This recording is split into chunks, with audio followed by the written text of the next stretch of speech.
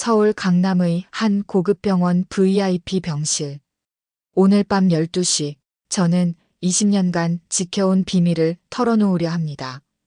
할머니, 그 약을 드시면 안 돼요. 제가 80세 재벌 회장 박영숙 할머니의 손에서 알약을 떨어뜨린 순간, 병실 안의 모든 것이 얼어붙었습니다. 3명의 아들들과 며느리들, 그리고 담당 의사까지. 모두가 저를 바라보는 눈빛에는 분노와 당황이 뒤섞여 있었습니다. 감히 간병인 주제에.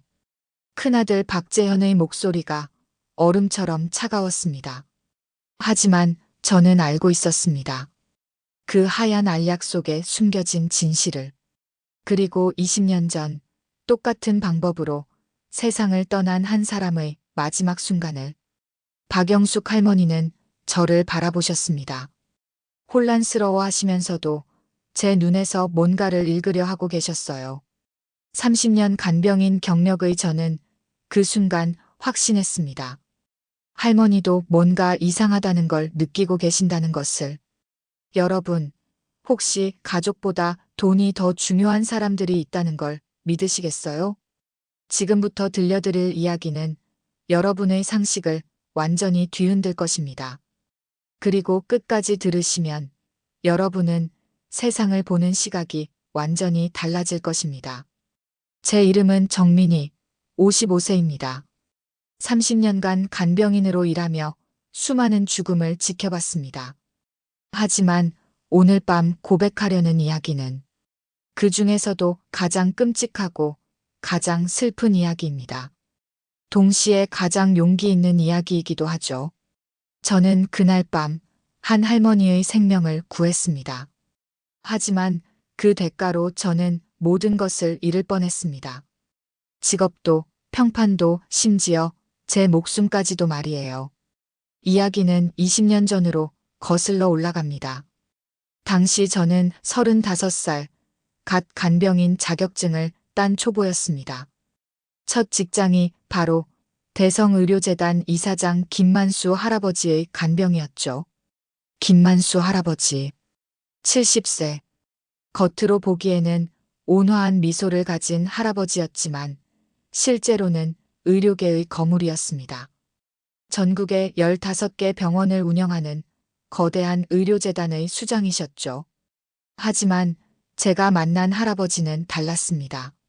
민희야, 오늘도 고생 많았구나. 매일 저녁 할아버지는 제게 따뜻한 차를 내려주시며 하루 일과를 물어보셨어요. 간병인을 하인 취급하는 다른 부자들과는 완전히 달랐죠. 할아버지는 제 이야기를 진심으로 들어주셨고 때로는 인생 조언도 해주셨습니다. 민희야, 세상에는 두 종류의 사람이 있단다. 다른 사람의 아픔을 내 아픔처럼 느끼는 사람과 자신의 이익만 생각하는 사람. 너는 첫 번째 사람이구나. 그때는 그냥 할아버지의 따뜻한 격려로만 들렸습니다. 하지만 지금 생각해보면 할아버지는 이미 알고 계셨던 것 같아요. 주변 사람들의 진짜 속마음을 말이죠. 할아버지, 약 드실 시간이에요. 민희야, 이 약들이 정말 필요한 걸까? 할아버지는 종종 이런 말씀을 하셨어요. 매일 10여 개의 알약을 드셔야 했거든요. 심장약, 혈압약, 당뇨약, 그리고 몇 개의 정체불명 알약들. 의사 선생님이 꼭 드시라고 하셨잖아요. 제가 이렇게 말하면 할아버지는 항상 쓸쓸한 표정을 지으셨어요. 그때는 몰랐습니다. 할아버지의 그 표정이 무엇을 의미하는지, 그리고 그 약들 중 일부가 얼마나 위험한 것들인지도 말이에요. 문제는 할아버지의 세 아들이었습니다. 큰아들 김정훈 마이너스 현재 의료재단 부이사장, 둘째 아들 김정호 마이너스 병원 운영이사, 막내 아들 김정민 마이너스 의료기기 납품업체 대표. 세 형제는 겉으로는 효자였습니다. 매일 문안 인사를 드리고 비싼 보양식을 가져오고 아버지 건강을 걱정하는 척했죠. 하지만 저는 알고 있었습니다. 그들이 밤늦게 병실 밖에서 나누는 대화들을. 아버지가 언제까지 이러실 건가? 유 원장은 확인해 봤어? 의료재단 지분 배분을 다시 논의해야 할 것 같은데. 처음에는 그냥 걱정하는 가족의 대화련이 했습니다. 하지만 시간이 지날수록 그들의 말에서는 조급함이 느껴졌어요. 마치 할아버지가 너무 오래 사시는 것이 불편하다는 듯한 분위기였습니다. 여러분이라면 어떻게 하시겠어요? 환자의 가족들이 환자 본인보다 유산에 더 관심을 보인다면. 그래도 그들이 가족이니까 믿어야 할까요? 제 심장은 지금껏 살아오며 느껴보지 못한 이상한 울림에 휘청거렸습니다. 뭔가 잘못되고 있다는 직감이 들었어요. 할아버지의 건강 상태는 호전과 악화를 반복했습니다. 어떤 날은 정정하셔서 산책도 하시고 식사도 잘 하시다가 또 어떤 날은 갑자기 의식을 잃고 응급실에 실려가기도 했어요. 이상하네요. 검사 결과상으로는 크게 문제가 없는데 담당 의사 선생님도 고개를 갸웃거렸습니다. 할아버지의 증상이 일정하지 않았거든요. 그러던 어느 날 밤 저는 우연히 충격적인 장면을 목격했습니다. 새벽 2시경 화장실에 갔다가 돌아오는 길에 복도에서 작은 대화 소리가 들렸어요. 큰아들 김정훈과 담당 의사가 조용히 이야기하고 있었습니다. 선생님, 아버지 약을 조금 더 강하게 할 수는 없을까요? 하지만 환자분 상태로는 현재 용량이 적정합니다. 제 말은 아버지가 너무 고생하고 계세요. 조금 더 편하게 해드릴 수 있는 방법은 없을까요? 그 순간 제 등골이 서늘해졌습니다. 큰아들의 말투에서 뭔가 어둡고 음험한 의도를 느꼈거든요. 김 부의사장님, 그런 말씀은 곤란합니다. 의료진의 의견에 따라. 선생님도 아시잖아요. 아버지가 이런 상태로 계속 계시는 게 병원에도 가족에게도 좋지 않다는 걸. 의사는 더 이상 대답하지 않았습니다. 하지만 그 침묵이 더욱 무서웠어요. 저는 그날 밤 한잠도 자지 못했습니다. 큰아들의 말이 계속 머릿속을 맴돌았어요. 아버지가 너무 고생하고 계세요. 정말 할아버지의 고통을 덜어드리려는 효성이었을까요? 아니면 다른 의도가 있는 걸까요? 다음 날부터 저는 할아버지의 약을 더욱 세심하게 관찰했습니다. 그리고 이상한 점들을 발견하기 시작했어요. 평소에 없던 새로운 약이 추가되어 있었습니다. 하얀 원형 알약 2개. 라벨에는 진통제라고 적혀 있었지만 제가 아는 일반적인 진통제와는 모양이 달랐어요. 할아버지, 새로운 약이 추가됐네요? 그래. 나는 아무도 그런 얘기 안 해줬는데. 할아버지도 모르시는 약이었습니다. 이상했어요. 보통은 환자에게 새로운 약을 처방할 때 설명을 해드리는 것이 정상인데 말이에요. 저는 몰래 그 약의 성분을 조사해보기로 했습니다. 약국에서 일하는 고등학교 동창에게 사진을 보내서 물어봤어요. 민희야, 이거 일반 진통제 아니야. 이건 강력한 수면제야. 그것도 양이 상당히 많네. 이 정도면 깊은 잠에 빠질 수밖에 없을 거야. 동창의 대답을 듣는 순간 제 온몸이 얼어붙었습니다. 진통제라고 속이고 강력한 수면제를 주고 있었다는 뜻이었거든요. 하지만 더욱 충격적인 건 그 다음이었습니다. 그런데 민희야, 이 수면제를 심장이 안 좋은 노인이 이렇게 많이 먹으면 정말 위험해. 자칫하면. 동창은 말을 잇지 못했습니다. 하지만 저는 이미 알고 있었어요. 할아버지에게 무슨 일이 일어날 수 있는지를. 그날 밤 저는 할아버지께 조심스럽게 말씀드렸습니다. 할아버지, 혹시 요즘 잠이 너무 많이 오지 않으세요? 그러고 보니 요즘 하루 종일 졸리는구나. 나이가 들어서 그런가 보다. 할아버지, 이건 나이 때문이 아닐 수도 있어요. 저는 용기를 내어 진실을 말씀드렸습니다. 진통제라고 주신 약이 실제로는 강력한 수면제라는 것을, 그리고 그 용량이 매우 위험할 수 있다는 것을. 할아버지의 얼굴이 점점 굳어졌습니다. 미니야. 그럼 나를 누군가가. 할아버지, 저도 확실하지는 않아요. 하지만 뭔가 이상해요. 할아버지는 한참 동안 말씀이 없으셨습니다. 그리고 깊은 한숨을 내쉬며 말씀하셨어요. 미니야, 사실 나도 느끼고 있었어. 아이들이 예전과 달라졌다는 걸. 내 건강보다는 다른 것에 더 관심이 있는 것 같다는 걸. 할아버지. 하지만 그래도 내 자식들인데. 설마 나를. 할아버지의 목소리가 떨리고 있었습니다. 자식들을 믿고 싶어 하시면서도 현실을 부정할 수 없는 혼란스러운 마음이 느껴졌어요. 할아버지, 일단 그 약은 드시지 마세요. 제가 다른 의사 선생님께도 문의해 볼게요. 하지만 할아버지는 고개를 저으셨습니다. 미니야, 너무 성급하게 굴지 마. 혹시 우리가 잘못 생각하는 건 아닐까? 내 아들들이 설마. 할아버지는 끝까지 자식들을 믿고 싶어 하셨습니다. 부모의 마음이란 그런 거겠죠. 아무리 의심스러워도, 아무리 증거가 명확해도 내 자식만은 그럴 리 없다고 믿고 싶은. 그날 밤 저는 잠들지 못하고 여러 가지 생각에 잠겼습니다. 만약 제가 틀렸다면 어떻게 하죠? 괜히 할아버지를 불안하게 만들고 가족들과의 관계만 나빠뜨린 건 아닐까요? 하지만 만약 제가 맞다면 할아버지의 생명이 위험에 처해 있는 건데 제가 가만히 있어도 되는 걸까요? 여러분이라면 어떻게 하셨을까요? 확실한 증거도 없이 한 가족을 의심한다는 것, 그것도 간병인 주제에 고용주 가족을 의심한다는 것이 얼마나 위험한 일인지 아시잖아요.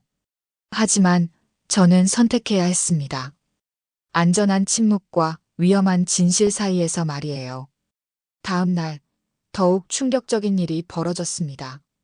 큰아들 김정훈이 병실에 와서 할아버지와 단둘이 이야기를 나누고 있었는데 저는 우연히 그들의 대화를 들을 수 있었습니다.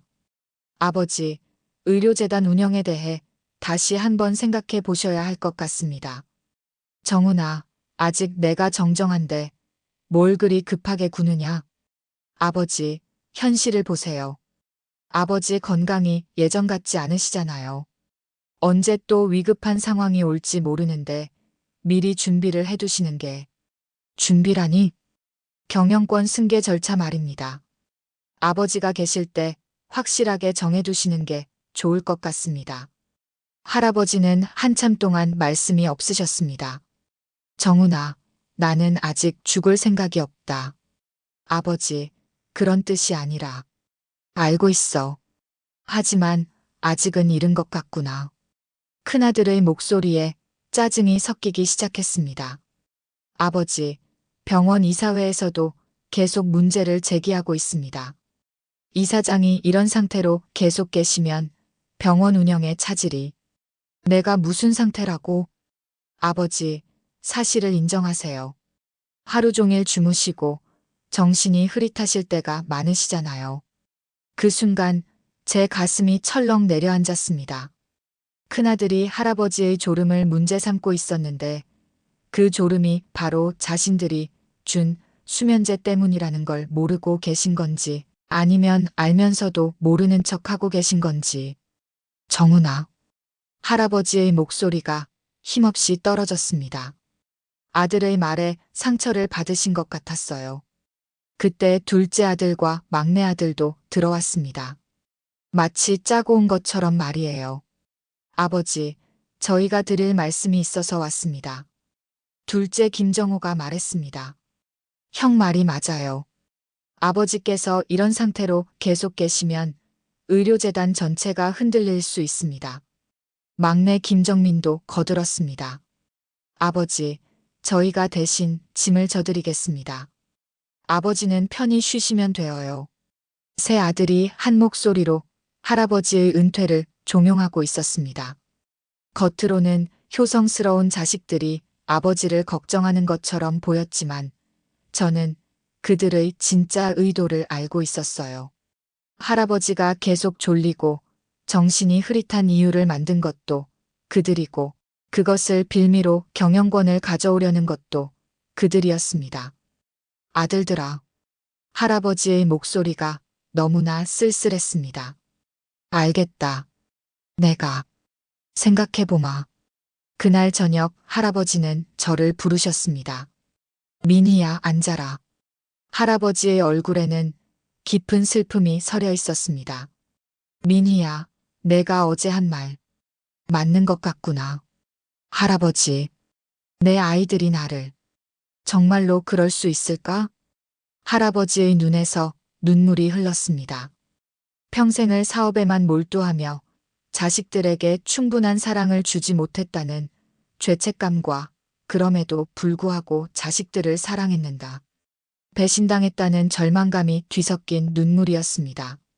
할아버지, 아직 확실하지 않아요. 아니야, 미니야. 이미 확실해. 오늘 아이들과 이야기를 나누면서 깨달았어. 그들의 눈에서 아버지에 대한 사랑은 찾을 수 없었어. 오직 재산에 대한 욕심만 보였지. 저는 할아버지의 손을 잡았습니다. 차갑고 떨리는 손이었어요. 할아버지, 이제 어떻게 하시겠어요? 할아버지는 한참 동안 생각하시더니 말씀하셨습니다. 미니야, 나는 이미 늙었어. 언젠가는 죽을 몸이야. 하지만 이런 식으로는 죽고 싶지 않구나. 할아버지. 하지만 내가 무엇을 할 수 있겠니? 증거도 없고 그들은 내 자식들이고 누가 간병인과 환자의 말을 믿어주겠니? 그 순간 저는 결심했습니다. 할아버지, 제가 증거를 찾아볼게요. 미니야, 너무 위험해. 그들이 너까지 해칠지도 몰라. 괜찮아요, 할아버지. 제가 조심스럽게 할게요. 하지만 이미 너무 늦었습니다. 그날 밤 저는 몰래 병실 밖으로 나가 새 아들들의 대화를 엿듣기로 했습니다. 그들이 보통 밤 11시쯤 병원 로비에서 만나 이야기를 나누는 걸 알고 있었거든요. 과연 그들은 로비 구석 카페테리아에 모여 앉아 대화를 하고 있었습니다. 저는 멀리 떨어진 테이블에 앉아 그들의 대화에 귀를 기울였어요. 형, 아버지가 뭔가 눈치채신 것 같던데. 막내 김정민이 불안한 목소리로 말했습니다. 그럴 리 없어. 아버지는 이미 정신이 반쯤 나가신 상태야. 큰아들 김정훈의 대답이 너무나 차가웠습니다. 하지만 오늘 우리를 보시는 눈빛이 예전과 달랐어. 둘째 김정호도 걱정스러운 표정이었습니다. 괜찮아. 설사 눈치채셨다고 해도 뭘 할 수 있겠어? 이미 의료진들도 우리 편이고 아버지의 정신 상태에 대한 의학적 소견도 나와 있어. 그래도 혹시 모르니까 좀 더 서두르는 게 어떨까? 서두른다고? 약 용량을 조금 더 늘린다든지. 그 순간 제 혈액이 거꾸로 도는 것 같았습니다. 정말로 할아버지를 죽일 생각이었구나. 너무 성급하게 굴지 마. 지금처럼만 하면 한 달 안에 자연스럽게 결말이 날 거야. 자연스럽게? 응. 심장이 약한 노인이 강한 수면제를 계속 복용하면 어떻게 될까? 언젠가는 심장이 멈출 거야. 그리고 모든 사람들은 연로한 환자의 자연스러운 죽음이라고 생각할 테고. 큰아들의 말을 듣는 순간 저는 온몸이 떨렸습니다. 이건 단순한 의심이 아니라 명백한 살인 계획이었습니다. 그런데 형, 그 간병인 여자는 어떻게 할 거야? 막내의 말에 제 심장이 더욱 빨리 뛰기 시작했습니다. 무슨 뜻이야? 아까 보니까 아버지랑 뭔가 속삭이며 이야기하던데. 혹시 뭔가 눈치챈 건 아닐까? 설마. 간병인 주제에 뭘 알겠어. 그래도 조심하는 게 좋을 것 같은데. 알겠어. 내가 알아서 처리할게. 알아서 처리한다는 것이 무슨 뜻인지. 저는 더 이상 듣고 있을 수 없어서 자리에서 일어났습니다. 그런데 그 순간 큰아들 김정훈과 눈이 마주쳤습니다. 저기 간병인 아니야? 제 심장이 멎는 줄 알았습니다. 들켰구나. 정민희 씨. 김정훈이 제 이름을 불렀습니다. 저는 어쩔 수 없이 그들에게 다가갔어요. 네, 부장님. 이런 늦은 시간에 왜 여기 계세요? 화장실에. 화장실에 다녀오는 길이었습니다. 아, 그래요? 그런데 우리 대화 들으셨나요? 제 목소리가 떨렸습니다. 아니요, 아무것도 안 들었습니다. 정말요? 김정훈의 눈빛이 날카로워졌습니다. 네, 정말입니다. 그럼 다행이네요. 아, 그런데 정민희 씨. 네. 내일부터는 밤에 돌아다니지 마세요. 환자 곁에만 계시면 됩니다. 네. 알겠습니다. 저는 급히 그 자리를 떠났습니다. 하지만 뒤에서 들려오는 그들의 속삭임을 들을 수 있었어요. 형, 저 여자 뭔가 수상해. 나도 그런 생각이 드는데. 혹시 모르니까 조치를 취하는 게 어떨까? 제 등골이 서늘해졌습니다. 이제 저도 위험에 처했다는 걸 직감할 수 있었어요. 병실로 돌아온 저는 밤새 잠들지 못했습니다. 할아버지는 깊은 잠에 빠져 계셨는데 그 잠이 자연스러운 잠인지 약물에 의한 것인지 생각하니 더욱 끔찍했어요. 다음 날 아침 할아버지께서 깨어나시자마자 저는 조심스럽게 말씀드렸습니다. 할아버지, 어젯밤에. 그리고 제가 들은 모든 것을 말씀드렸습니다. 새 아들의 대화, 그들의 진짜 계획, 그리고 제게 닥친 위험까지. 할아버지의 얼굴이 점점 창백해졌습니다. 민희야. 정말이니? 네, 할아버지. 제가 직접 들었어요. 할아버지는 한참 동안 말씀이 없으셨습니다. 그리고 깊은 한숨을 내쉬며 말씀하셨어요. 내가 이런 자식들을 키웠구나. 할아버지. 민희야, 이제 어떻게 하면 좋을까? 경찰에 신고를 해봐도 증거가 없잖니. 게다가 그들은 의료진과도 한편이고 정말 막막한 상황이었습니다. 할아버지 말씀이 맞았어요.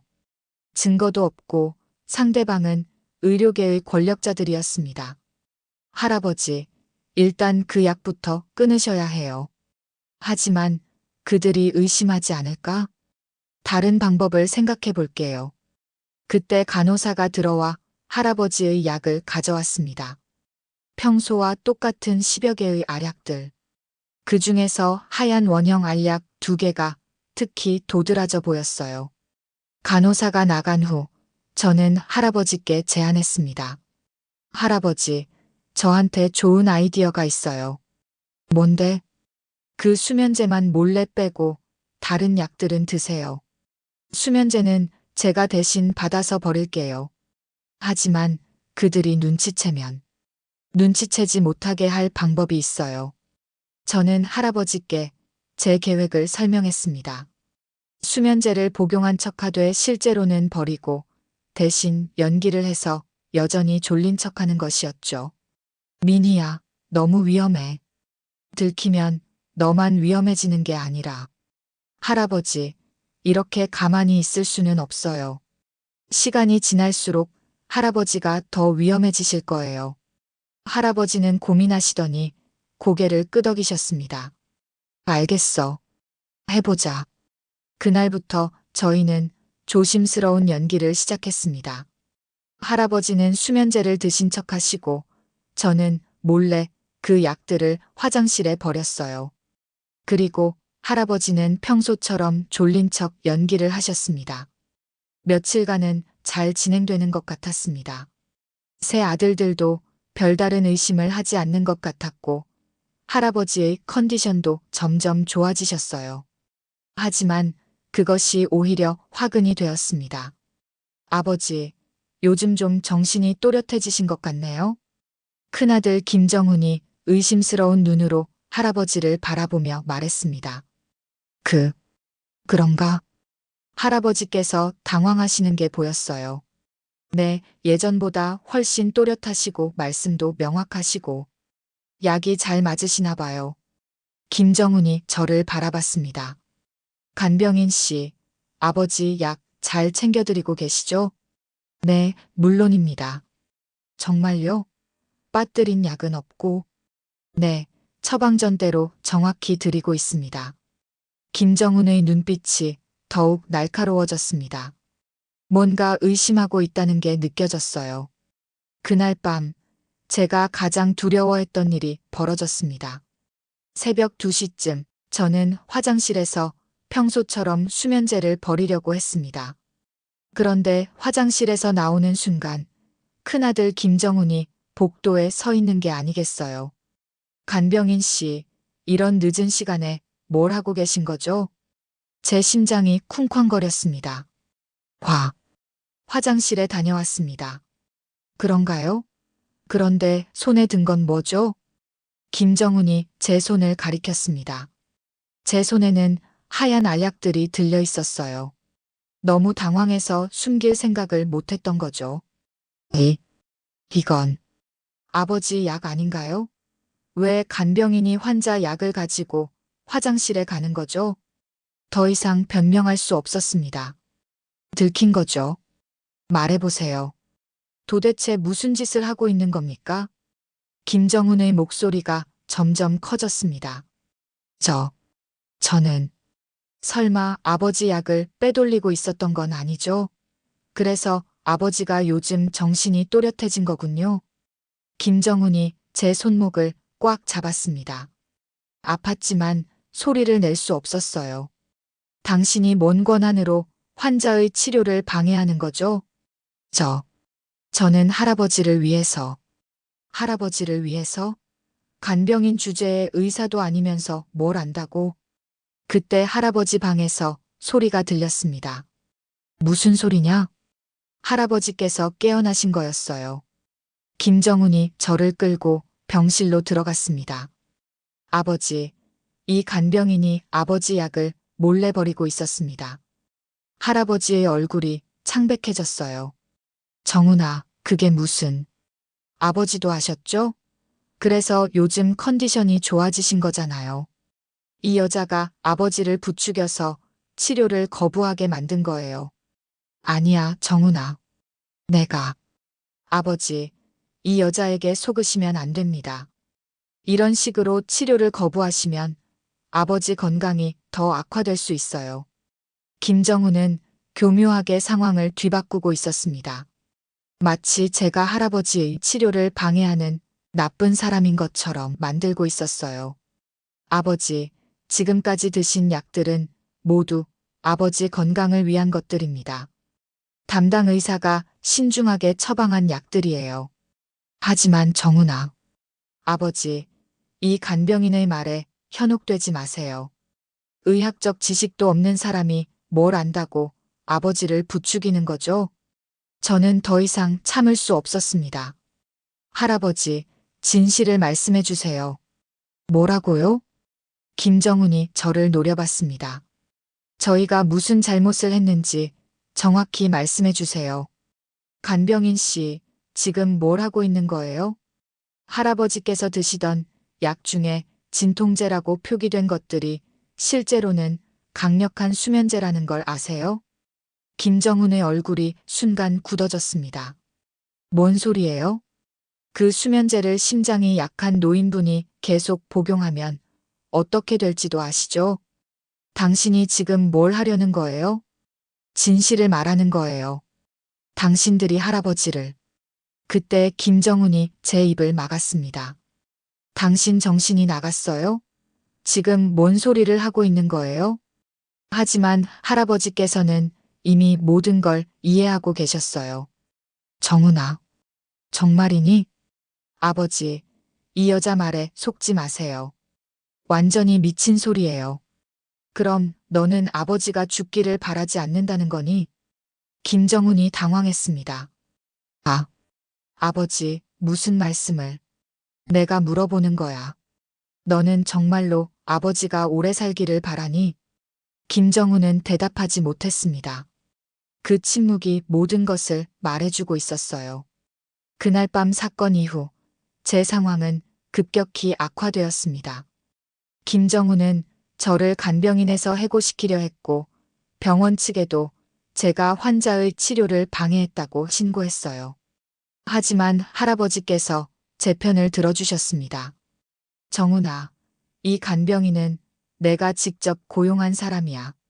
내 허락 없이는 해고할 수 없어. 아버지, 하지만 이 여자가 아버지 치료를 방해했잖아요. 누가 누구를 방해했는지는 내가 판단할 일이야. 할아버지의 단호한 목소리에 김정훈도 더 이상 반박할 수 없었습니다. 하지만 그들이 가만히 있을 리 없었죠. 다음 날, 저는 병원 보안팀장에게서 연락을 받았습니다. 정민희 씨, 잠깐 사무실에 와보세요. 보안팀장실에 가보니 세 아들이 모두 와 있었습니다. 정민희 씨, 어제 밤일에 대해 설명해 주세요. 무슨 설명을 원하시는지? 환자의 약을 임의로 버린 것에 대한 해명입니다. 큰아들 김정훈이 끼어들었습니다.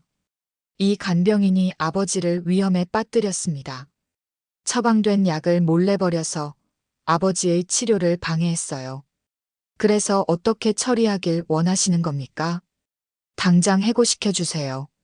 그리고 가능하다면 법적 조치도 검토해 주시고요. 보안팀장이 저를 바라봤습니다. 정민희 씨, 이에 대해 할 말이 있나요? 저는 깊게 숨을 들이쉬고 말했습니다. 네, 있습니다. 하지만 여기서는 말할 수 없어요. 왜죠? 할아버지와 단둘이 있을 때만 말씀드릴 수 있어요. 세 아들이 동시에 반발했습니다. 뭔 소리예요? 여기서 다 말하세요. 아니면 말 못할 이유라도 있나요? 숨길 게 있으니까 그러는 거 아닌가요? 하지만 저는 끝까지 고집했습니다. 할아버지와 단둘이 있을 때만 말씀드리겠어요. 결국 보안팀장은 할아버지를 모셔달라고 했고 할아버지께서 직접 오셨습니다. 무슨 일이니?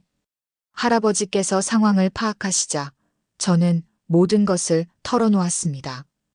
20년 전 첫 번째 사건부터 시작해서 세 아들들의 대화를 들은 것, 수면제의 정체를 알아낸 것, 그리고 그들의 진짜 계획까지.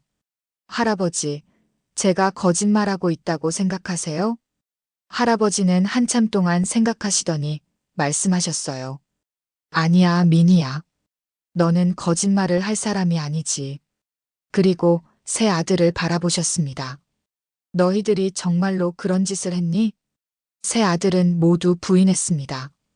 아버지, 그런 말도 안 되는 얘기를 믿으시는 거예요? 간병인의 말을 저희 말보다 더 믿으시는 거예요? 아버지, 정신 차리세요. 하지만 할아버지는 이미 마음을 정하신 것 같았어요. 보안팀장님, 제가 부탁이 있습니다. 네, 말씀하세요. 이 간병인이 말한 약들을 정밀 검사해 볼 수 있을까요? 정말 진통제가 맞는지 확인해 보고 싶습니다. 보안팀장은 난감한 표정을 지었습니다. 하지만 그건 의료진의 처방이라. 제가 이사장입니다. 제 약에 대해 확인해 보고 싶다는데 문제가 있나요? 결국 약물 검사를 실시하게 되었습니다. 검사 결과가 나오기까지는 3일이 걸렸습니다. 그 3일 동안 저는 정말 불안했어요. 만약 제가 틀렸다면 어떻게 하죠? 그럼 저는 정말로 환자의 치료를 방해한 나쁜 간병인이 되는 거잖아요. 하지만 할아버지는 제 손을 잡으시며 말씀하셨습니다. 민희야, 걱정 마. 내가 옳다는 걸 나는 믿고 있어. 할아버지, 30년 간병인 생활을 하면서 환자를 속일 이유가 뭐가 있겠니? 반대로 내 아들들은 나를 속일 이유가 충분하잖니. 드디어 검사 결과가 나왔습니다. 김만수 이사장님, 검사 결과가 나왔습니다. 약사가 심각한 표정으로 말했습니다. 결과가 어떻게 나왔나요? 진통제라고 표시된 약물 2종류가 실제로는 강력한 수면제였습니다. 그것도 일반적인 용량의 3배에 달하는 고농도였습니다. 그 순간 회의실이 조용해졌습니다. 이 정도 용량의 수면제를 심장 질환이 있는 환자가 장기간 복용할 경우 심각한 부작용이 발생할 수 있습니다. 어떤 부작용인가요? 최악의 경우 심정지로 이어질 수 있습니다. 새 아들의 얼굴이 창백해졌어요. 이건 실수일 거예요. 큰아들 김정훈이 어버버했습니다. 약국에서 잘못 조제한 걸 거예요. 하지만 약사가 고개를 저었습니다. 아닙니다. 처방전을 확인해 보니 애초에 수면제로 처방되어 있었습니다. 단지 라벨만 진통제로 표기된 거죠. 그럼 누가 그렇게 한 거죠? 할아버지께서 물으셨습니다. 처방전에 서명한 사람은 김정훈 부이사장님입니다. 모든 시선이 큰아들에게 집중되었습니다. 저는 그런 적 없어요. 분명 실수일 거예요. 하지만 증거는 명확했습니다. 김정훈 씨, 이건 명백한 의료사고입니다. 환자를 속여서 잘못된 약물을 투여한 거거든요. 병원장이 엄중한 목소리로 말했습니다. 게다가 환자가 본인의 아버지라면 이건 단순한 실수로 보기 어렵습니다. 김정훈은 더 이상 변명할 수 없었습니다. 그때 둘째 김정호가 나섰습니다. 아버지, 저희가 잘못했어요. 정호야. 형이 혼자 한 게 아니에요. 저희 셋이 다 같이 계획한 거예요. 막내 김정민도 고백했습니다. 아버지, 죄송해요. 저희가 너무 욕심이 났어요. 할아버지의 얼굴에는 깊은 슬픔이 스며들었습니다. 너희들이 정말로 나를 죽이려고 했단 말이니? 아버지, 죽이려고 한 건 아니에요. 그냥 조금 편하게 해드리려고. 편하게? 나를 죽여서? 세 아들은 모두 고개를 숙였습니다. 아버지, 정말 죄송해요. 할아버지는 한참 동안 아무 말씀도 하지 않으셨습니다. 그리고 저를 바라보시며 말씀하셨어요. 민희야, 고마워. 내가 아니었다면 나는 정말로. 할아버지, 내가 내 생명을 구해준 거구나. 그 일이 있은 후 세 아들은 모두 의료재단에서 추방되었습니다. 법적 처벌도 받았고 의료계에서도 영구 추방되었어요. 할아버지는 매우 상심하셨지만 동시에 새로운 결심을 하셨습니다. 민희야, 나는 이제 진짜로 믿을 수 있는 사람들과만 함께 살고 싶어. 할아버지, 너처럼 진심으로 나를 걱정해주는 사람들 말이야. 할아버지는 의료재단을 사회에 환원하기로 결정하셨습니다. 그리고 남은 재산으로는 진정한 의료 봉사를 위한 재단을 설립하셨어요. 그리고 저에게 제안하셨습니다. 민희야, 나와 함께 이 일을 해보지 않겠니? 저요? 응. 너만큼 환자의 마음을 이해하는 사람은 없을 것 같아. 너와 함께라면 정말 환자를 위한 의료 서비스를 만들 수 있을 것 같은데. 저는 기꺼이 수락했습니다. 그렇게 저는 간병인에서 의료복지재단의 운영자가 되었어요. 할아버지와 함께 전국의 어려운 환자들을 돕는 일을 시작했습니다. 그리고 20년이 흘렀습니다. 김만수 할아버지는 90세까지 건강하게 사셨고 작년에 평안히 눈을 감으셨어요. 자연사였습니다. 진짜 자연스러운 죽음이었어요. 할아버지는 돌아가시기 전에 저에게 말씀하셨습니다. 민희야, 내가 없었다면 내 인생은 정말 비참하게 끝났을 거야. 내 덕분에 마지막 20년을 정말 의미 있게 보낼 수 있었어. 그리고 오늘 저는 또 다른 위험에 처한 환자를 만났습니다. 80세 박영숙 할머니, 그리고 할머니의 세 아들들. 그들이 할머니에게 주려던 약을 보는 순간 저는 20년 전의 기억이 되살아나는 것을 느꼈어요. 똑같은 하얀 알약, 똑같은 라벨 속임, 똑같은 탐욕스러운 눈빛. 그래서 제가 다시 한번 용기를 낸 것입니다. 할머니, 그 약을 드시면 안 돼요. 여러분이라면 어떻게 하셨을까요? 20년 전의 일이 반복되는 걸 보고도 그냥 모르는 척 하셨을까요? 아니면 저처럼 위험을 무릅쓰고라도 진실을 말하셨을까요? 박영숙 할머니는 지금 안전합니다. 저희가 다시 한번 증거를 찾았고 진실을 밝혀냈거든요. 그리고 이번에도 가족들의 진짜 얼굴을 드러낼 수 있었어요. 하지만 여전히 궁금합니다. 세상에는 또 얼마나 많은 할머니, 할아버지들이 가족의 탐욕 때문에 위험에 처해 있을까요? 저는 지금 60세가 되었습니다. 25년간 간병인으로 그리고 의료복지 재단 운영자로 일하면서 수많은 죽음과 삶을 지켜봤어요. 그 과정에서 깨달은 것이 있습니다. 가장 약한 사람의 목소리에 귀 기울여야 한다는 것. 때로는 간병인, 때로는 간호사, 때로는 청소부가 환자의 진짜 상황을 가장 잘 알고 있다는 것. 그리고 가족이라고 해서 항상 환자의 편은 아니라는 것. 여러분 주변에도 도움이 필요한 분들이 있을 것입니다. 혹시 뭔가 이상하다고 느껴지는 상황이 있다면 용기를 내어 한 번 더 관심을 가져보세요. 작은 관심이 한 사람의 생명을 구할 수 있습니다. 김만수 할아버지가 저에게 남기신 마지막 말씀이 있어요. 민희야, 세상에는 두 종류의 사람이 있단다. 다른 사람의 아픔을 내 아픔처럼 느끼는 사람과 자신의 이익만 생각하는 사람. 내가 첫 번째 사람이어서 정말 다행이야. 여러분도 첫 번째 사람이 되어주세요. 누군가의 작은 속삭임에 귀 기울이고 누군가의 위험한 상황을 외면하지 마세요. 그것이 바로 우리가 인간으로서 지켜야 할 가장 소중한 가치입니다. 오늘 제 이야기를 끝까지 들어주셔서 정말 감사합니다. 혹시 여러분 주변에도 이런 상황에 처한 분이 있다면 주저하지 마시고 도움의 손길을 내밀어 주세요. 그리고 이런 이야기들이 더 많은 사람들에게 전해져서 세상이 조금이라도 더 안전한 곳이 되었으면 좋겠습니다. 진실은 때로 고통스럽지만 침묵보다는 훨씬 가치 있는 것입니다.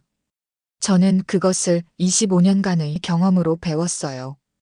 여러분도 용기 있는 선택을 하시길 바랍니다. 마지막으로 김만수 할아버지와 박영숙 할머니께서 지금 편안한 곳에서 평안히 쉬고 계시길 기도합니다. 그리고 아직도 어딘가에서 도움을 기다리고 있을 모든 분들에게 따뜻한 손길이 닿기를 바라며 오늘의 이야기를 마칩니다. 여러분의 작은 관심과 용기가 누군가에게는 생명과도 같은 희망이 될 수 있다는 것 잊지 마세요. 감사합니다.